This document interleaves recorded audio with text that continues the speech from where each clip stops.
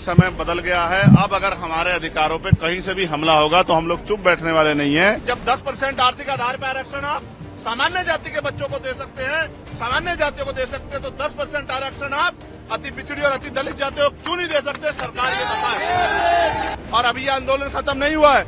आज तो संपूर्ण भारत में भारत बंद जारी है, लेकिन 11 सितंबर को जो हमने दूसरा चरण इसका बुलाया दिल्ली में, उस दिन हम सरकार को घुटने टिकवा देंगे। चैलेंज करके कहता हूं, आज इस आंदोलन में जिस सरकार के नेतृत्व में हमारे लोगों की पीठ पर लाठियां पड़ेगी, उस सरकार की कुर्सी को पलटने का काम, तख्ता पलट करने का काम भी हम आने वाले कल में करेंगे। इस बात का भी मैं सरकार को चैलेंज देता हूं, मेरी बात को याद रखना। मैं सरकार का विरोधी तो हूं। जब तक सरकार जिम्मेदारी से कोई काम नहीं करेगी, हम सरकार की नीयत पे शक करते हैं, हम सरकार का भरोसा नहीं करेंगे। चंद्रशेखर, आप यहाँ क्यों आए हैं? मैं यहाँ जिस समाज ने सड़कों पे उतर के इस केंद्र की सरकार को और सुप्रीम कोर्ट में बैठे जजों को ये बताने का काम किया है कि समय बदल गया है। अब अगर हमारे अधिकारों पे कहीं से भी हमला होगा तो हम लोग चुप बैठने वाले नहीं हैं। उसी सरकार को ये बताने कि जब समाज सड़कों पे रहेगा तो उनके नेता भी बंगलों में, महलों में नहीं बैठेंगे, वो भी सड़कों पे रह के समाज का संरक्षण करेंगे।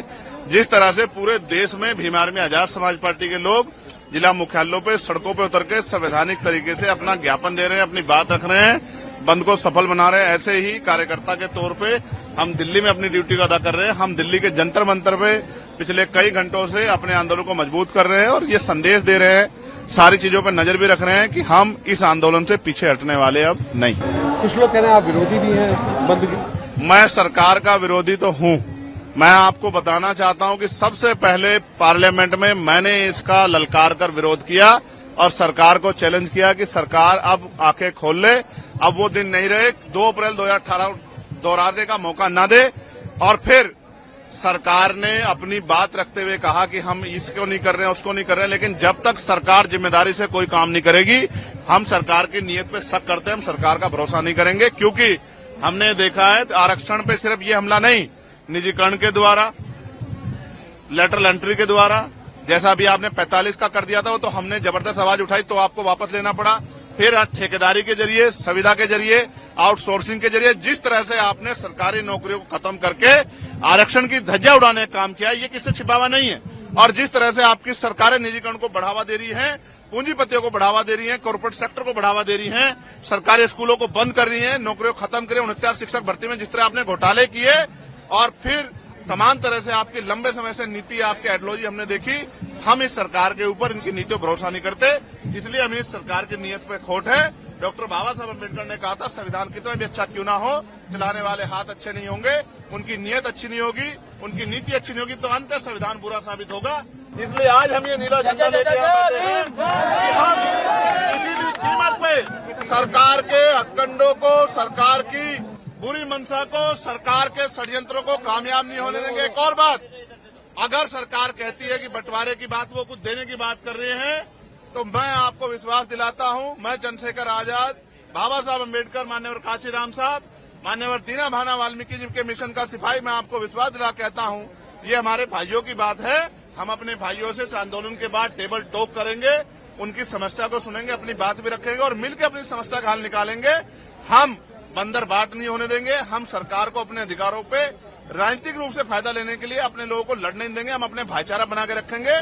और फिर मैं कह रहा हूं, मैंने 1.5 साल पहले मांग उठाई थी कि जो जिन जातियों को अवसर नहीं मिले, जब 10% आर्थिक आधार पर आरक्षण आप सामान्य जाति के बच्चों को दे सकते हैं, सामान्य जातियों को दे सकते हैं, तो 10% आरक्षण आप अति पिछड़ी और अति दलित जातियों को क्यों नहीं दे सकते? सरकार ये बताए। लेकिन सरकार ने की मंशा ही कभी ये नहीं थी। सरकार की मंशा तो जातिगत आरक्षण को खत्म करने की है। सरकार की मंशा तो जातिगत आरक्षण को खत्म करके, हमारी संवैधानिक ताकत खत्म करके, आर्थिक आधार पर आरक्षण लागू करके अपने लोगों को फायदा देने की है। सरकार की मंशा तो लेटर एंट्री करके हमारे लोगों को सिस्टम से निकाल के, अपनी विचारधारा के लोगों को सिस्टम में बिठा के, और पॉलिसी मेकिंग में जब उनके लोग बैठे होंगे तो हमारे लिए पॉलिसियां नहीं बनेंगी। इसलिए हमें सरकार की नीयत पे खोट है। हम अपने भाइयों के साथ खड़े हैं। अगर हमारे भाइयों को हिस्सा देने की बात आएगी तो हम अपना हिस्सा भी उनको दे देंगे, लेकिन सरकार की नीयत के खोट को और सरकार की प्रणालियों को हम लोग लागू नहीं होने देंगे। और अभी ये आंदोलन खत्म नहीं हुआ है।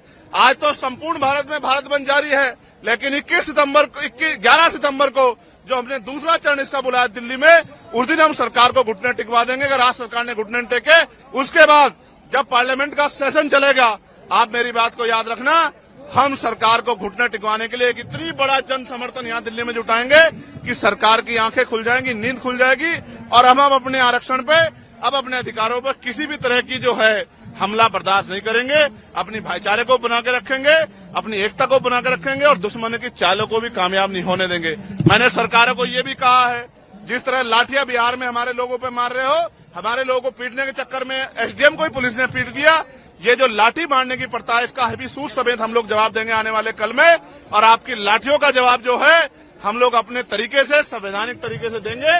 और मैं चैलेंज करके कहता हूं, आज इस आंदोलन में जिस सरकार के नेतृत्व में हमारे लोगों की पीठ पर लाठियां पड़ेगी, उस सरकार की कुर्सी को पलटने का काम, तख्ता पलट करने का काम भी हम आने वाले कल में करेंगे। इस बात का भी मैं सरकारों को चैलेंज देता हूं, मेरी बात को याद रखना। चंद्रशेखर जी, जो 2000 इलेक्शन में अभी पार्लियामेंट के जो इलेक्शन हुआ, उसमें जो लोग संविधान की कॉपी लेकर घूम रहे थे, आरक्षण और संविधान को बोल रहे थे कि आरक्षण खत्म कर दिया जाएगा, और आज वो कहाँ दिखाई दे रहा है? देखिए, मैं आज अपने समाज के संरक्षण के लिए, समाज के आवाज को मजबूत करने के लिए सड़क पर उतरा हूं। आज मैं किसी को कुछ नहीं कहना चाहता। हमारे समाज की आंखें वो सबको देख रहा है, कौन क्या कर रहा है। समाज की आंखें नहीं, ऐसा नहीं समाज की आंखें नहीं है, समाज देख रहा है। और अब समाज आने वाले कल में जो फैसले लेगा, उनसे सभी दलों को एहसास होगा कि किस तरह से चुप्पी रखी जाती है और किस तरह से बंद मुंह करके सरकार को समर्थन दिया जाता है।